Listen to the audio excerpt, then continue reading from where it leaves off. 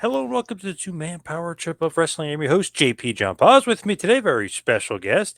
You may know him from Wrestling with Regret. He is known as the Z-Man himself, not Tom Zink, but he is the Z-Man himself. He's the influencer. He is Mr. Brian Zane. Brian, welcome to the two-man power trip. How you doing? Well, I'm doing great, John. Thanks for having me. And I guess, does this make me the second man in the two-man power trip by virtue of us there being two of us here right now? Yes, All right. yes, All yes. right. You Love are it. you're the second person to pick up on that this week. I was just talking to EC3. He picked up on that right away. So I was like, oh, okay. Yeah, Uh, everybody's getting it. Everybody's getting it, which is yes. good. Which Great, is great good. minds think alike there. Yes, yes. So what is going on in your world? What are you up to? Oh man, it's always exciting times at Regret HQ. Yeah, just Mr. Ooh La La, my colleague and I were just here earlier today. We were filming stand-ups for POW Pro Wrestling, which is our little passion project here in Eugene, Oregon. And yeah, I'm just getting ready for the big anniversary month for the channel. June will mark 10 years since Wow. Wrestling with Regret's been in existence. And yeah, I'm doing my best. It's kicking and screaming. I've figured out of a schedule of a way to try and celebrate this occasion. Wow, pretty amazing. 10 years. Man, who would have thought it would, you've been doing it for that long. I mean, time flies, but were like you surprised? Like, holy shit, it's been 10 years. That's pretty damn good. Yeah, like it was about last year when I realized, like, oh man, like we're coming up on that decade. I don't think, except for the time I've been married to my wife, I haven't done anything for a 10-year stretch, in my life. So I've never had a job that lasted anywhere near this long before YouTube. It's a trip, man. It's crazy to think about, where I started back in 2013, and I was making videos in bursts at a time and like taking breaks, just having like a fun hobby, and then it became my job and my life and my career. So yeah, it's just it's crazy how it took off and just the opportunities and the chances and the experiences I've been able to have in my career as a YouTuber and as somebody in the wrestling business is it's been great. It's been an amazing 10 years. I never could have expected. Are you shocked at the 10 years? Like, were you thinking 10 years ago, oh, I'll still be doing this in 10 years? Yeah, what's funny is right before the channel blew up, so it's around the 2 year mark. Before the 2 year mark officially hit, I was kind of convincing myself that, you know what, I think I'll wind it down after this like run of videos. Like it's fine, had a good run and everything, and time to focus on other endeavors. And then suddenly one day, in like the spring of 2015, the channel started blowing up, and I said, oh, I guess I can never stop ever again. So there was a very brief window of time where, in an alternate timeline, Wrestling with Regret never would have carried on the way it did.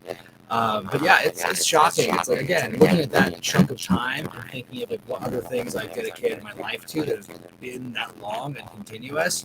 There's really not too many things I can bring up. So I think it's partly it's something that I'm proud of just for my own work, but also it's just really cool that the community and the fan base has like rallied around the channel and stayed with it, through the years. The channel's gone through a lot of evolution. There's been a lot of changes in quality and changes in what I write about and how I write and how I edit and everything. And it's just excuse my dog yapping outside the deck here.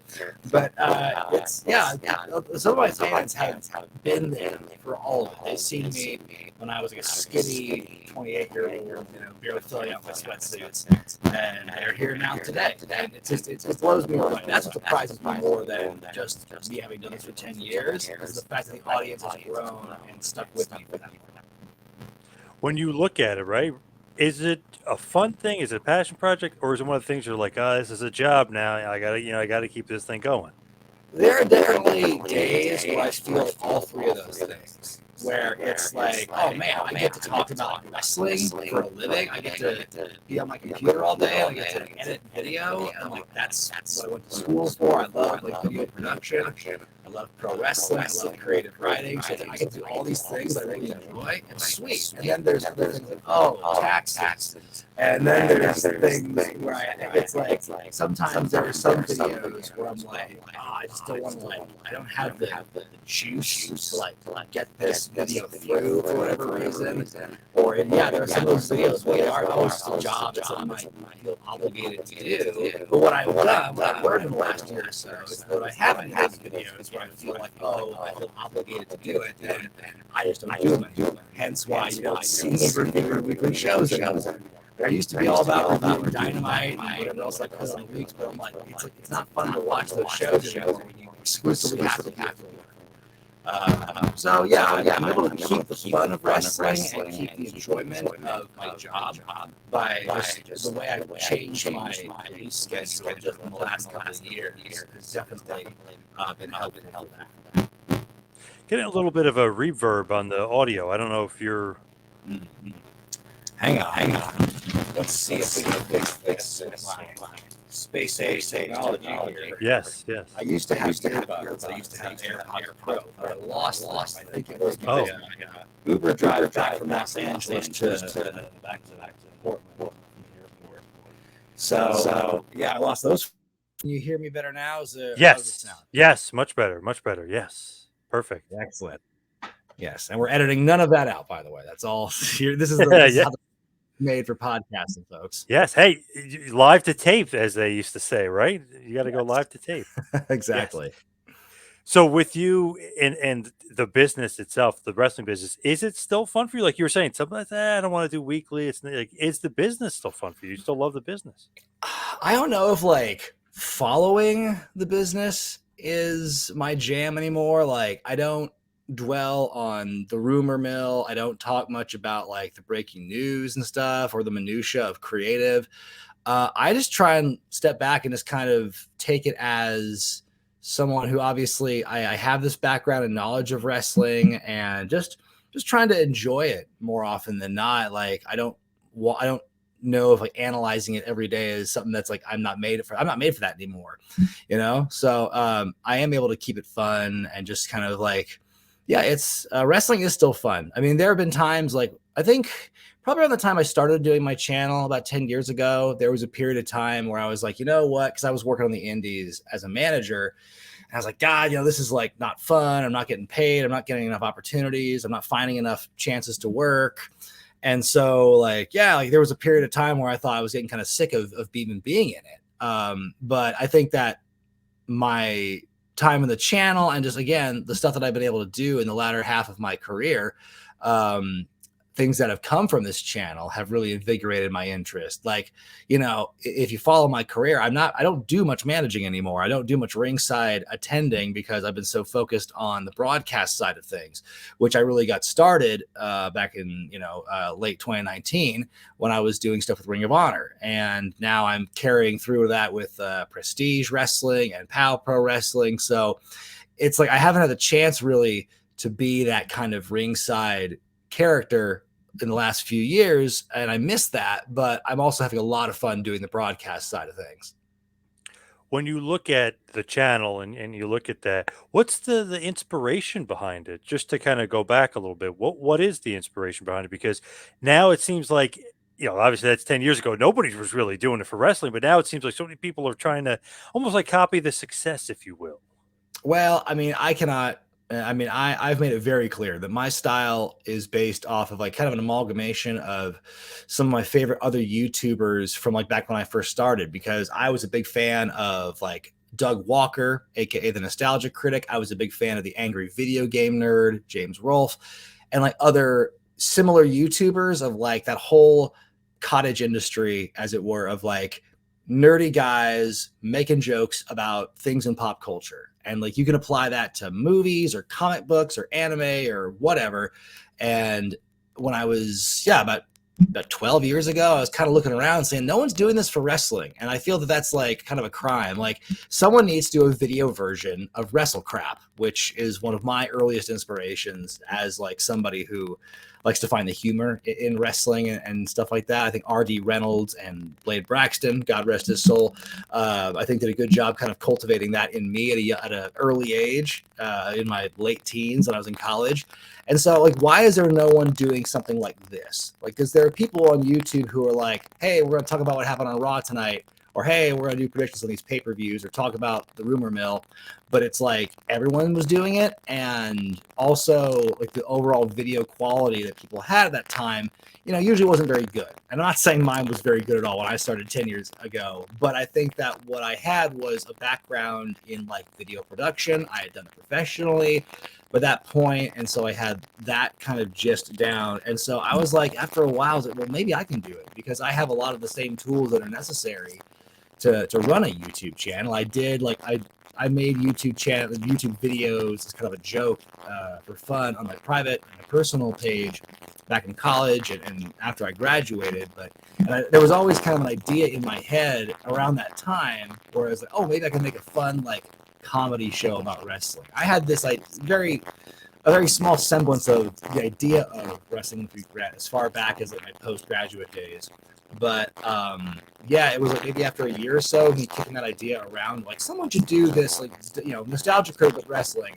And before I finally decided I'll do it myself. And so yeah, I cobbled together the cheapest equipment you could and like a cracked version of the Final Cut Pro because I was too cheap to try and pay and invest it in the real thing.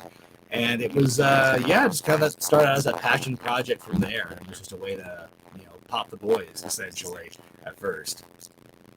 Any ones that stick out, like one of your favorites? Like, did you love Uncensored '96, or something fun, something where you can kind of really, really poke fun at something crazy and stupid in wrestling?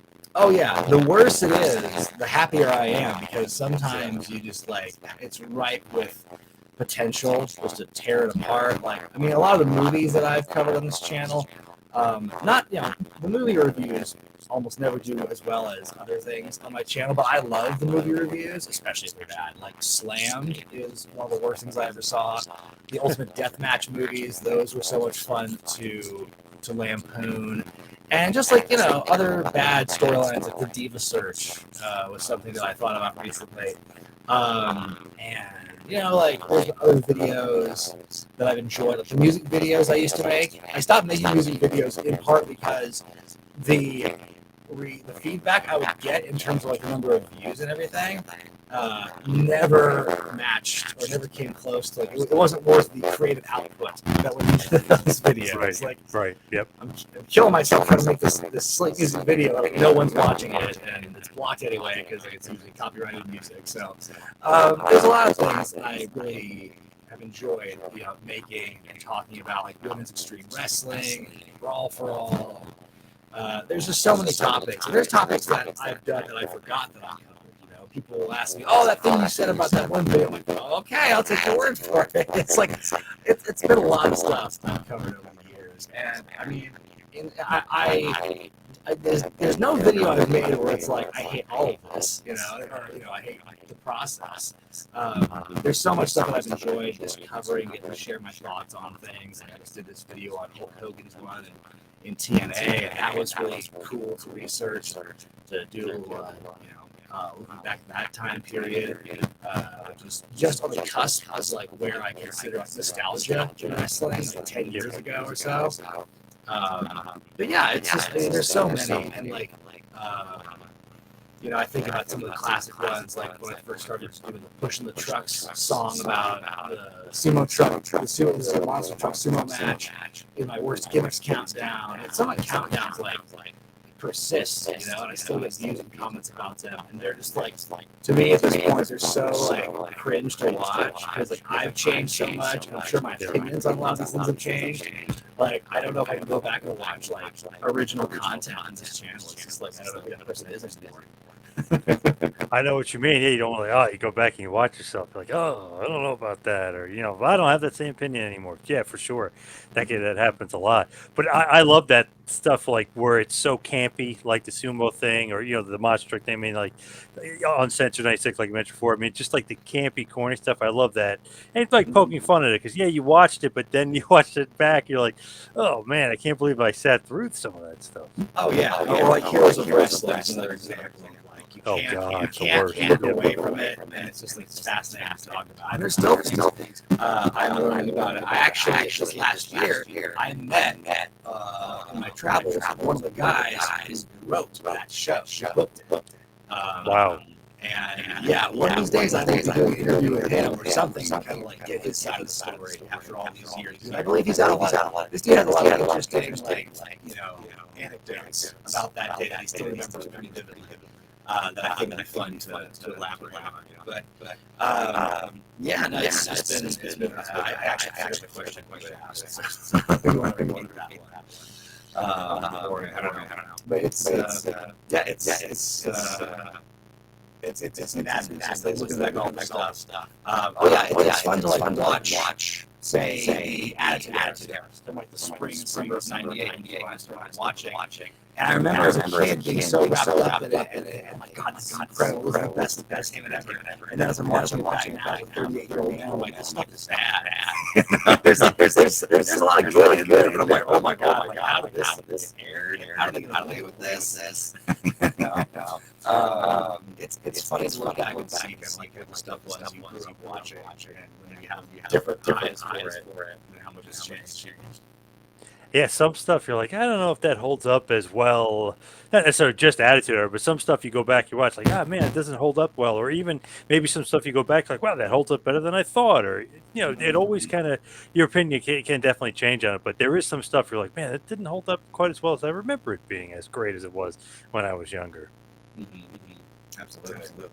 When you are looking at the business like right now, and I know there's some stuff that's not so great. Like, what do you think? I know WWE just sold for billions, but like, what's your take on current wrestling?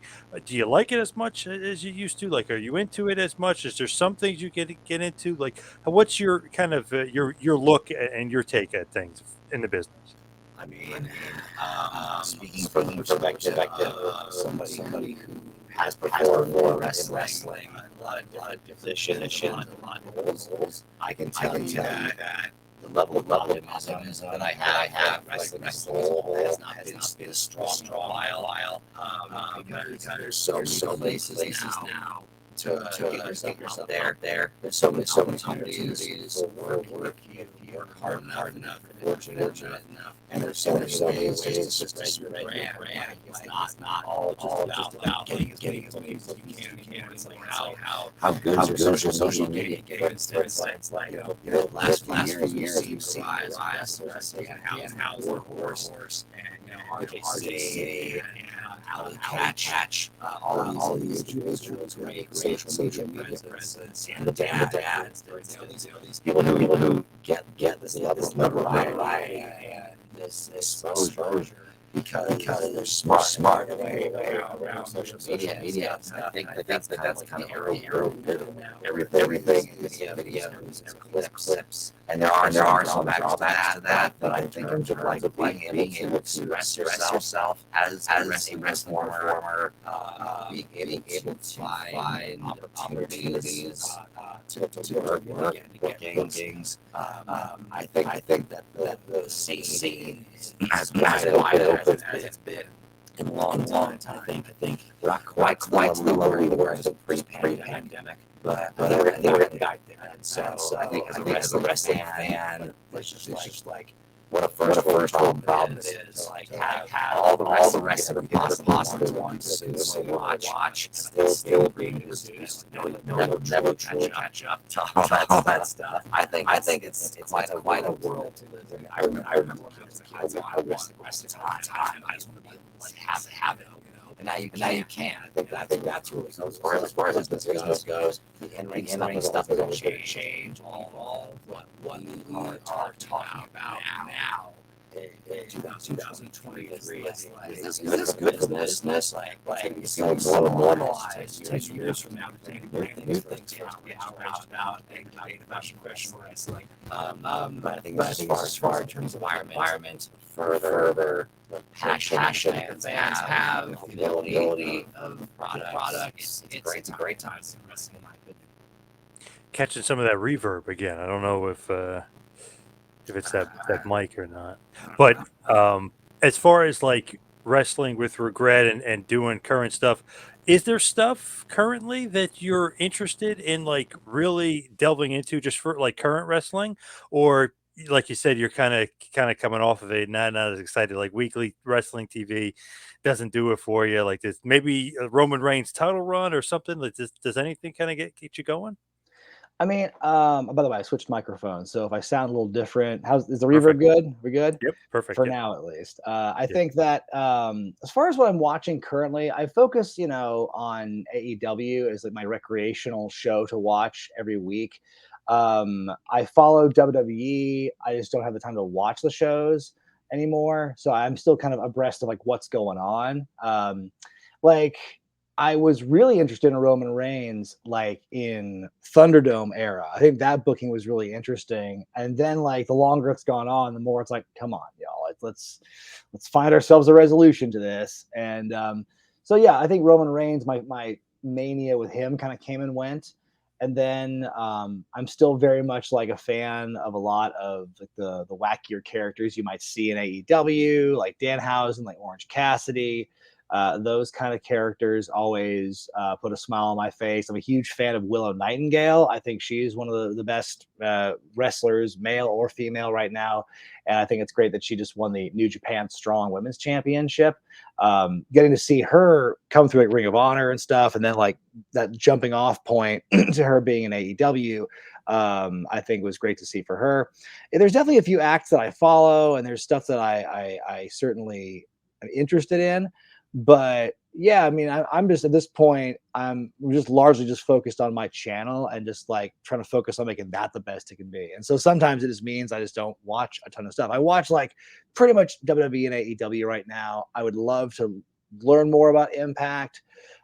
There's other stuff like I would love to go back and do some kind of long form thing about like Lucha Underground, which I know is not like current, but it's like somewhat recent in our history, and it's something that I kind of passed by the first go around. I would love to try it again now that it's like we know it has like a beginning and an end point, and then I can kind of like Yep. focus on that.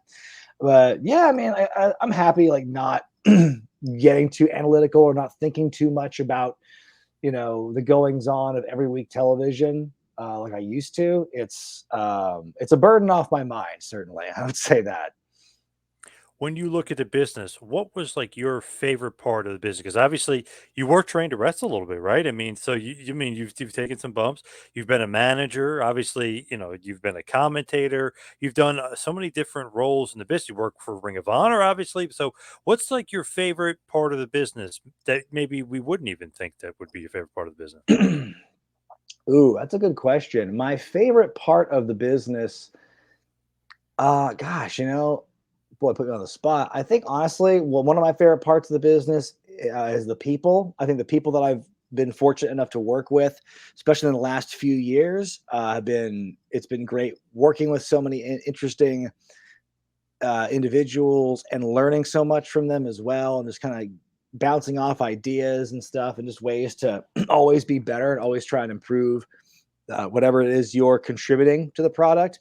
Um, I just like the experience, and like I was I was a kind of a natural theater kid growing up. I was always in like the school plays, and I always was the big ham.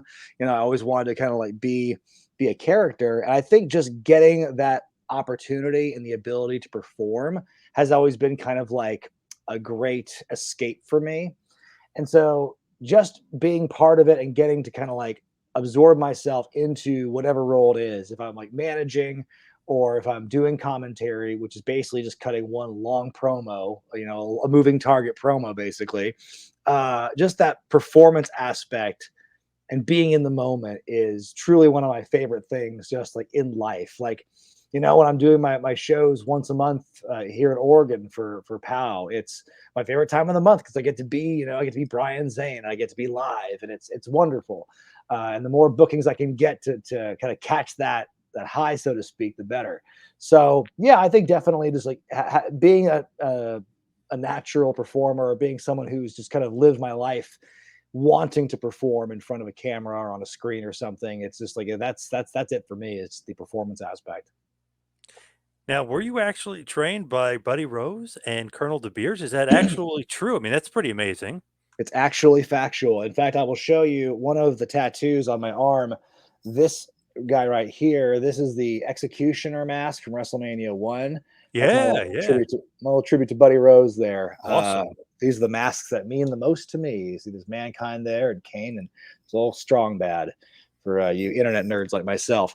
But yeah, I was trained by Buddy and Ed. I remember it was my first year of college when I discovered I was at the University of Oregon and I discovered that they had a school and it was in Portland where I'm from originally. And so, yeah, I just soon after I started my freshman year of college, I would take the Greyhound as often as I could up to Portland and take bumps and learn a lot from those guys. And that was definitely a really cool experience. I think, like, looking back, I'm not sure if I had like I don't know if I was the best student in the world, I'll put that way, but I also it's like the teaching there was different than any other school I have like been a part of or witnessed. Like Buddy and Ed did not do bump drills. They did not do cardio, any of that stuff.